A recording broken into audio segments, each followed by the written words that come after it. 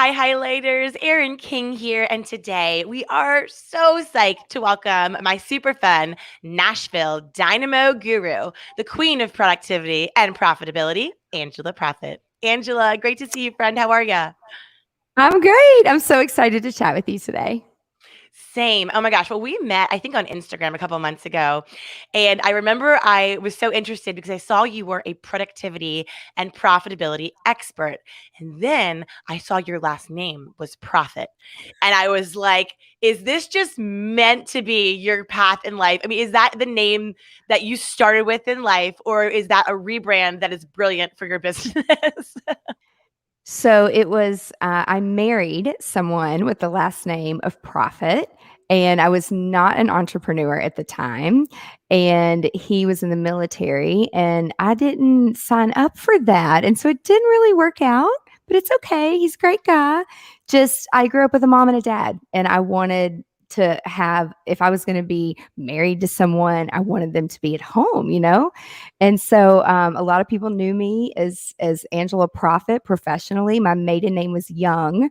And so I kept the last name because most people knew me as that. But it's two F's and two T's. I constantly have to say that. And it's not really spelled the right way. But for branding purposes, it really fits, right? It's brilliant. It's so good. And that's what you talk about. I mean, you are such a guru in this space. You've built this incredible business that you've scaled basically, obviously with different mentors and just a ton of hard work and just your personal brilliance. And I'm a big fan. So I know my highlighters are just going to love hearing all of your tips. You have written 11 books, which is incredible. Like I've written two and I'm exhausted. So I don't even know how all that brilliance has poured out into 11 books, but I'm just thrilled to dive in. So I guess my biggest question as someone I have a lot of expertise in different areas, time management and productivity in a systematic way is not one of them. I operate like a chaotic storm, and somehow, knock on wood, fingers crossed, it has worked for me. But I'm always very envious of my different girlfriends like you that have these systems that they don't just preach about, they don't just talk about, but they walk the walk, and they have used them to generate real impact and real results. So what I'd love to hear from you, just to start off before we go into your brilliant system, the power of 3 and 4 Ps, is what do you think is the biggest mistake that most of us as female entrepreneurs, because a lot of our listeners are female entrepreneurs, what is the biggest mistake that we make when it comes to operating as profitably and powerfully and productively as we could be? Oh my gosh, the biggest, and there were so many because y'all, I didn't start out like this. So for the first 10 years that I had my first business, I did not know my numbers. So that was the biggest mistake because I don't like numbers. I don't love to like live in number and spreadsheet land. It's just not my Yeah. thing. But I was managing millions of dollars for our clients because we would put on these awesome weddings and these events. And I know how to be good at it, but I'm not happiest or thriving when I'm having to put that cap on because Mhm. I'm a creative. And so the last thing that I wanted to do is look at numbers for myself. Money was always in the bank. We always had money coming in, but I didn't understand what a P&L was, like profit and loss. Like I didn't know any of that shit. So it's like for like 10 years, here I am, go, go, go, go, go. I would say the biggest mistake, though, was saying yes to everything and Mm. not putting my foot down from a customer service perspective and say, we're only going to do full service. And, I hate saying like I'm a control freak because I'm not that girl. Like I don't want to control everything, but somebody's got to do it from a customer service perspective. And especially with weddings and events and weddings, you usually get one shot and it's got to Mhm. be perfect. And Mhm. so that really drove me to be like this perfectionist of controlling the full customer service experience. If you look at Richard Branson and Virgin, they like to control the full customer experience. And so what he did, he surrounded people who can help him get there. And so that's what I really was good at from a psychology. I went to school to be a psychologist. So from a psychology perspective, I knew how to start to surround myself with those people. And it wasn't until about 10 years in business that I joined an organization called the EO, Entrepreneur Organization. And I went through the Catalyst program, which was like an 18-month MBA program on how to run a business. And it completely changed my life. And Wow. that's when I really started to learn that, oh my gosh, I am making so many mistakes and I either need to change my life or I'm probably going to stroke out because I work 24/7. So, and that was a big mistake too, not being present with my family. So there's a lot of mistakes in there. Yes. Well, I think that's both of our journey, right? It's not a linear path to where we are at this point. And I think what resonated for me when you were talking about your journey a little bit is saying that you were managing millions of dollars of your clients' money. And like you, I have worked in events my entire life. My social media agency was, the biggest social media company for just live events. So you and I are used to the meeting planners, the deadlines, the timelines, the one shot, that's the moment, the high stakes. And like you, I'm always so like micromanagey. I mean, not micromanage, but I really do have this super high standard for my clients. And then when I evolved from running my agency into running my own business, I struggled like when it was my own numbers and my own money to put the same amount of diligence as when it was my clients. So like psychologically, what is that? Because I think a lot of us had been business owners that had a ton of clients, big staff, and we've evolved into being the product ourselves. And for some reason, it doesn't always translate. So, like, what is that? Since you're a psychologist, what is going on there that we treat everyone else's money and numbers and details with such kid gloves? And then when it comes to our own, sometimes we tend to fall short or not take it seriously enough. I mean, what is going on there? It really does go back to women and men. And women have been raised and groomed to just take care of things. Just take care of the shit. That's just Mm, how we're groomed. And so it's so much easier to take care of someone else's stuff because your accountability and your loyalty is to someone else. And it's mhm. way easier to do it for someone else. And also, too, it was never, and I'm sure for you, like, it's not about the praise, like the thank you so much. Like, I don't need the hugs and kisses or the affirmation. Like, I know we got our shit together and I know we're good, but it's like, you're handling, like, if you have 500 guests, you're handling 500 people's experience and you Mm, want the stuff to be perfect because that's just how women in general show up to take care. sure. I mean, we have that motherly gene. And I don't have kids, I have nieces and nephews and dogs, but it's almost like my clients were my babies, like in the Mhm. sweetest way, and like not a weird way, but it's like I wanted, like a mother wants the best for their children. Like I wanted the best for my clients. But women often put themselves last.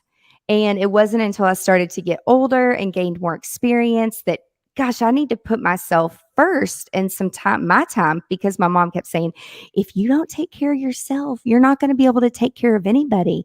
And as you get older, you've got to get sleep and you've got to take care of your body and eat right. And my mom was right. So it took a little bit of time to get there, but it's so important to really understand that you've got to treat yourself like a client. And that was the Mm. mindset that I had to get around.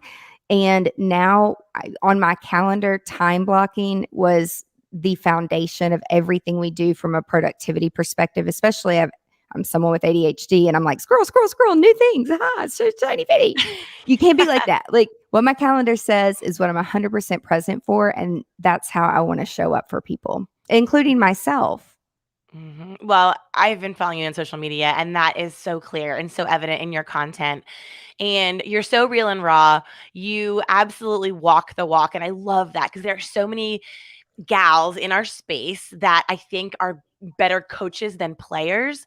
And sometimes it's easier to be a coach than a player. And so I love when you have someone that's both. And I really do believe that you are both. And I've seen you in action. So what I'd love to do is just, I mean, really, I'd love for you to unpack for my highlighters your system. I mean, you had 3 Ps, which is a system that you teach. And I love a good method. I got my pub method. I love a good method. Um, but then you evolved into 4 Ps. So tell us how you developed this method. Then let's unpack it a little bit so that my highlighters can begin to live their most Angela profitable lives after this very episode. So how did you get Yes. started with this method? Like, tell us what was the inspiration behind it, and then how you went from the 3 to the 4. Well, and I really didn't even realize like this framework, this process that we were putting in place. It just kind of happened. And then I was working with a consultant on something and he's like, you really have this nice framework because of your name. And he's like, you have these P's. And so that's when the last book was born. But the P's are people and hiring people and surrounding yourself with the right people based on psychology and their personality. So I don't care so much about what someone's resume says. I care about how their brain is wired and what makes them happy and what brings them joy. Hiring people off of their strengths rather than let's focus on your weaknesses. It's like, no, screw that. We don't have time for that. What do you like doing and where do you thrive? And put those people around you to do certain things so you don't have blind spots in your company. So the first P is people. The second P is processes. You have to have, like you said, you can call it whatever, systems, processes, framework. I mean, we like to go off of P. So processes, and specifically processes, paperless processes, meaning all your Mm, paper, all of your documents, all your notebooks, all your stuff is in the cloud and it's backed up. So right before I graduated from college, I was doing my clinical rotations for 6 months in a psych ward, and I had everything on this massive computer. I mean, like big tower, like big screen. And I got a virus. A friend had sent me an email. I opened it. I thought it was from her, and it completely wiped out my system. I had nothing backed up. I didn't know what a mm, floppy drive was. I didn't know what a jump drive was. The cloud didn't exist back then, but I learned real freaking quick what a floppy drive was. And then soon after that, things started to come out that are in place today from a tech standpoint. But I never wanted to feel that empty again. I'd stayed up 3 nights in a row trying to finish this project so I could freaking graduate from school. And my professor yeah. didn't care that my computer crashed. And then my car was broken into like a week later. My little planner with my cute monogram that my parents gave me to go away for my clinicals, it was stolen. I used to write everything down just to make sure that I didn't forget anything. And I loved crossing things off of a list.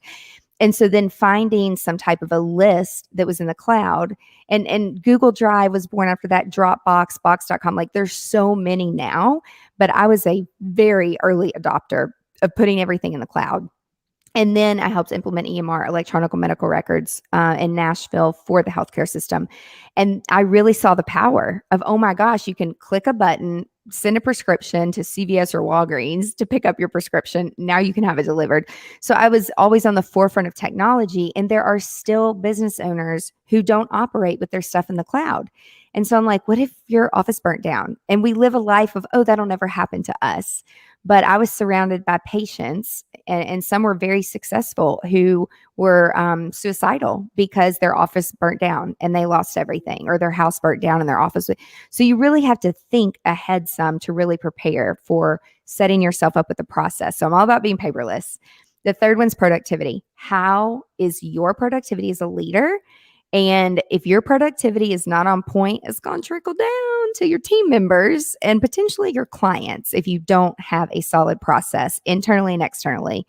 And so making sure that you are being productive in terms of using your calendar, color coding your calendar, sticking to your calendar, and not bugging the hell out of your team members to do things last minute. Like I am the worst offender of that. Me But too. I've learned, I call it potty train your brain.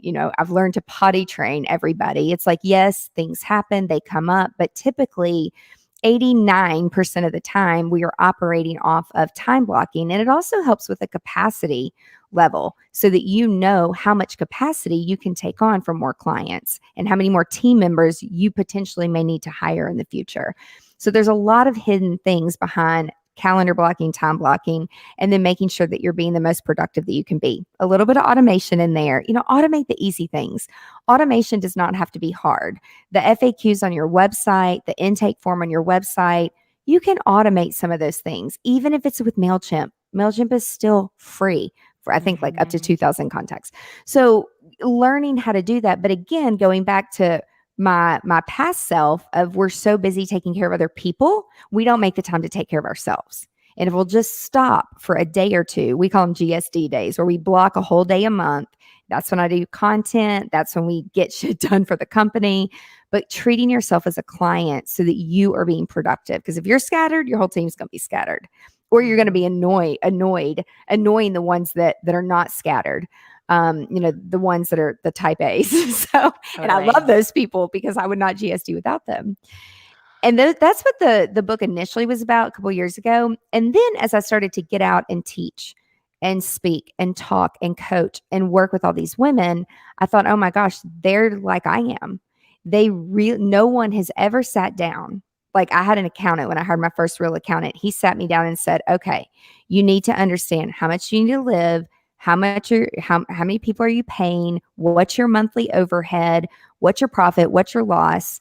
And it was such a hard thing for me to see. Pretty much, we were doing 250 plus events a year, and we were not making a profit. And that sucks. Oh, It yeah. really sucks. And so it helps you really frame your mind of when to say no. Because when you're good at something and you love doing it, people are going to come at you and ask for your help, which is great.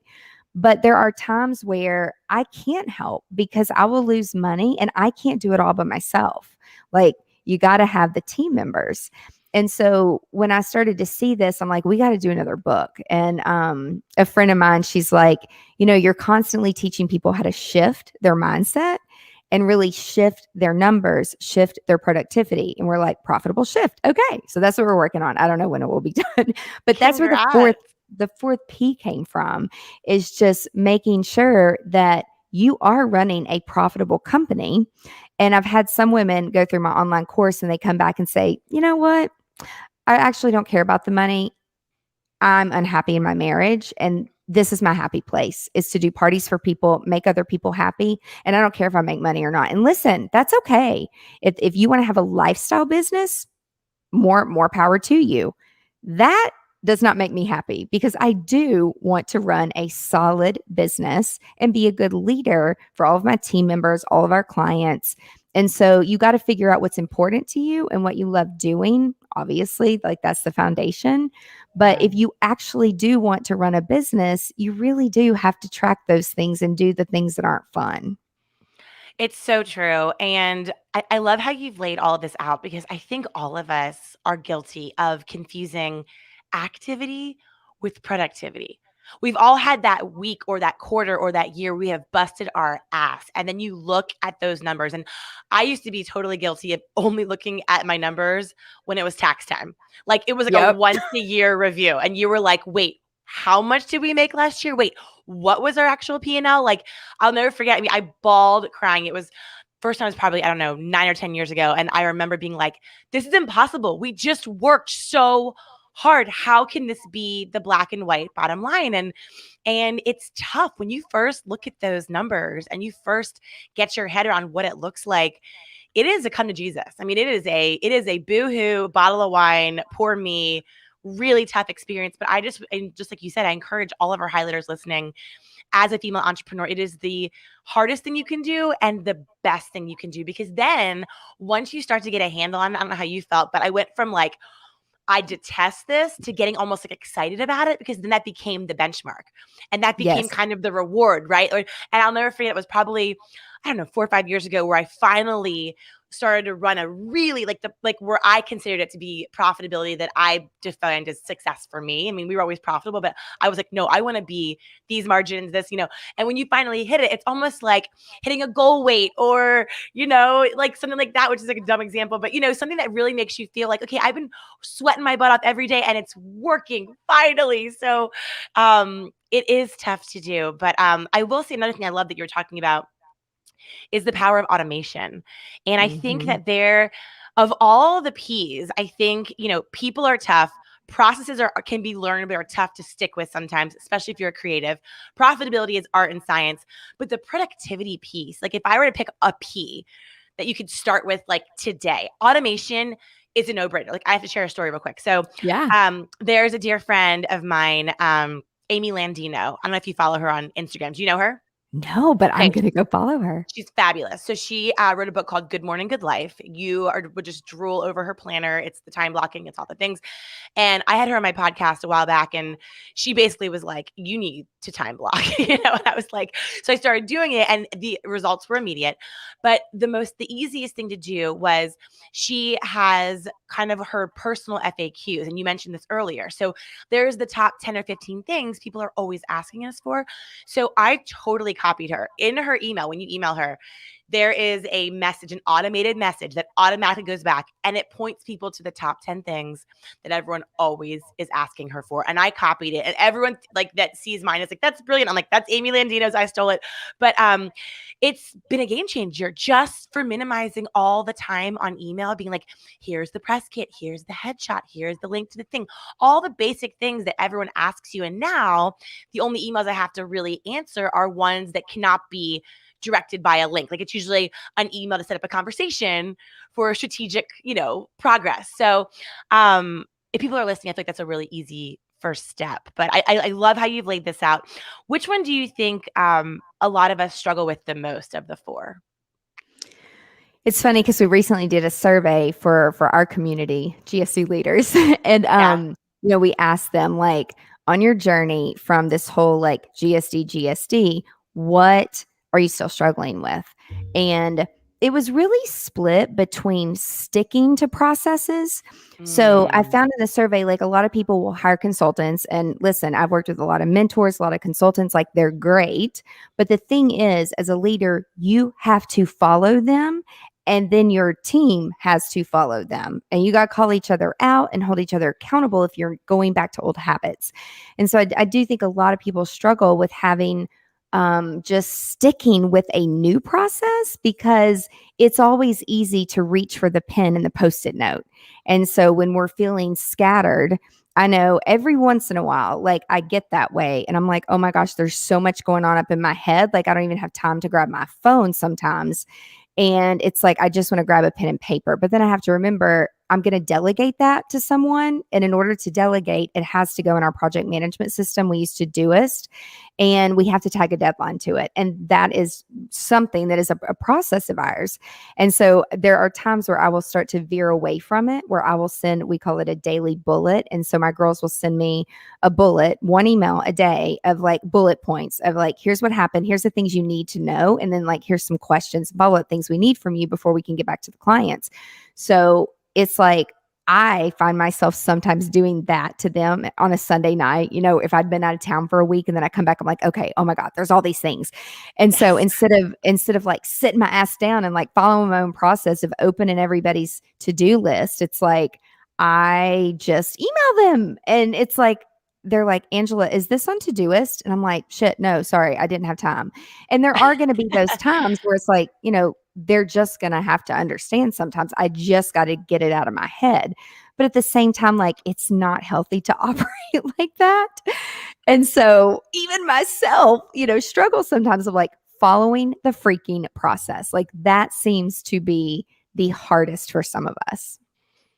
Yeah, and I love that you're so honest and self-deprecating and vulnerable about that, because it is really tricky, especially as creatives, because part of what gets us juiced is the freedom to grab I mean, my whole office is post-it notes. I mean, it's literally just a post-it note explosion, and something about that, kind of creative, artistic, see what comes out on the paper is really hard to stay disciplined and to realize that either, there's a trade off. Like you have this freedom of operating, but you pay for it in the long run. So it's this catch 22 of, if you truly do want to move from a lifestyle business to an actual enterprise, you do have to have that discipline. And it's just a choice. To your point earlier, it's not for everyone, and that's okay. But if you do want to break the cycle of another New Year's resolution of this is the year, this is the year, this is the year, that's kind of what it takes. And I think that when you look at the women that we admire, in our news feeds and in our lives, that have figured out how to do the thing that we dream of, I would bet that's probably the difference, is what you're talking about, like having that discipline to stick to the process, right? Yeah, and I will say, I love a whiteboard. I have a huge glass whiteboard in my home office, and I do love the huge post-it notes for strategy days. Like, I got to have my paper for that just because we're traveling around. But at the end of the day, if I've like just gotten all this stuff like out of a client's head and like ideas from our team, we take pictures of every single piece of paper and it all goes in their Dropbox. And then I will keep the paper until we do like their client kit and everything is in a Google template, a Google Doc, and a Google Sheet. And but it's almost like that's the creative part of like I have to take the marker and like mark it off the list, like Yes. knowing it's in Google Drive, and then I will throw the paper away. Now it Yes. takes me about a month. Like I don't like to part with it when I'm until I'm like done with that project, and then my team Mhm. like can take it from there. But the one thing that I love doing in my company is the strategy. Like I love, but it's also design because like I'm designing it in my head of like what all this could look like. And Yeah. then everything else, then passes on to the team. And it's like if I don't do my part and make sure that everything is in that Google Doc and it's in the template, because the templates are the same, but what's inside is the key to each client. And so the team members have to have that. And it's like, heaven forbid, I like veer from the process. It happened a few days ago. And one of my girls, she's like, you had suggested books on here and that's not in the template. So what do you want me to do with that? I'm like, oh yeah, that was like a parking lot thought. I'm like, just don't worry about it. But it was Yeah. like, as the client was talking, I was like listing out books on the side of like the big post-it note, and she didn't know what to do with it. So it's like, I'm constantly catching myself, follow the process, follow the process. So I do love those things, but it's just everything is backed up in the cloud to make sure if Yeah. something did happen to the paper, it's still in the cloud. But you'll never have to repeat that nightmare where you're like, this is a bad dream, right? That all of that is lost in college, that story, or in your training. That's a rough story. Yeah, And it's certainly, I think we all have, it's funny. I think a lot of us, we know what we should do, but until we have like a traumatic event like that happen to us so true. personally, and it's in our bones, then we operate Yeah, from that place of proactive, never again. Um, so a lot of my highlighters, a lot of my listeners are solopreneurs. So if we were to back it up to Angela Proffitt circa 10, 15 years ago, when before you scaled to having a profitable team and it was just you were a solopreneur, you were an independent operator. yeah. What do you think for the gals and a few good men that are listening, that want to move from solopreneur to entrepreneur? They want to move from independent operator to having the luxury, which I always feel like it's luxury that I can delegate things to people, and it's really we've worked hard to build it. And I remember when I was a solopreneur being like listening to people talk about their team and their assistant, and I would just be drooling like, God, that sounds amazing. What do you think was the most important behavior or decision or moment for you that helped you to move from solopreneur to someone that has a team to back you in your everyday? And I love this question because there's some ladies that are part of my program and they're like, you don't understand. You have all these people. And I'm like, okay, what you don't know about me is for 7 years, I had a full time job in healthcare. I taught gymnastics at night because I was a competitive gymnast. And I had my side hustle, my business, and I did it all by myself for 7 years. I'm like, so when Mhm. you want something and you're dedicated, you can make it happen. And I led a double life for 10 years. And then I finally was like, okay, I got to choose a path. Like, I cannot be in healthcare. It started to like bleed over and it was just confusing the market. And so, the first thing that I did though, and again, this was a business manager that I hired, was like, you have to start an intern program. And so I went Mm. to some of the local colleges and got on their intern program list. Well, and also girls kept reaching out to me like they wanted to shadow me. I'm like, why do people care about this? Like, I'm confused. I don't watch TV. I didn't grow up with TV, but there were a lot of shows on about weddings and events. I'm like, oh, it's TV, because when I actually got a few interns and they started to reference these shows, I'm like, that shit's fake, right? Like, that's not real life. Like, I don't operate like that. Yeah. And so it was like, a few 3 months into it, when it was time for them to graduate and go, I had taught them so much. They had learned so much. And one of them, I'm like, she was so good. She was very type A. Her personality was very loyal, very type A. not a risk taker. So they're not going to jump off a cliff and go start their own business because that's just not their personality. They like the Mhm. tradition. They like working with the same team and the same. And she really didn't want to go either. And I'm like, well, let me talk to my accountant who I just hired. And do you want to stay on like as a freelancer? And she still had a few years left in school. So that was like my first like dip your toe into teaching people, helping people, is getting the intern program. And in Tennessee, where I'm from, you don't pay these people, but at the same time, it's a lot of time and effort and energy for you as the leader to teach someone. And there Mhm. are some people who charge for their intern programs now. I don't currently.